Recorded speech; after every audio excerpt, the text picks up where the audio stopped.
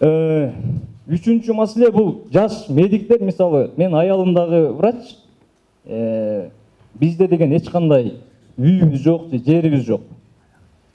Бул маселе мен тиги атайын МИКке барып, документ тапшырып немесе менин айлыгым жетпейт экен, мен баягы ипотекага үй алганга. Менин айлыгым деген биздин семейный бюджет деген 30 миңден жогору болуш керек экен. Семейный бюджет 30 миңден жогору. А мен 50 жыл иштесем дагы 12-14 миң айлык алсам мен өмүр бою үй жок калып кетет экем да. Ушул нерсе болуп атат. Андан кийин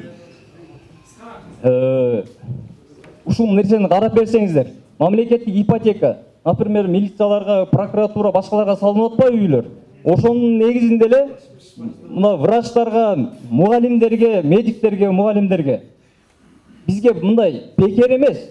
Бизге ошону ипотека берсин, бирок мындай пайызы жок эле кылып берсе болбойбу дейм да. Биз төлөйлү ошону бир 5 жыл же 4 жылгачы. Анан ошону пайызы жок, анан ушуну жеңилдетип ала турган кылыпчы. Ошол. Абдан туура айттыңыз. Сиздин маселеңизди ипотека боюнча биз чече алабыз. Анткени мына мендеги маалымат боюнча 4000 азыр ипотека жалпы Кыргызстан боюнча 4164 адам үй алыптыр. Жалпысы 7400 адам кайрылган экен. Анын көбүнө ошо сизге окшоп айлыгы жетпейдигинде мындай деп калыпты. Бирок так ошол жалаң эле шаарларда эмес, ушул региондорго бөлгүлө деп биздин сунуш менен ипотекалык кредиттер эми региондордо берилип баштайт.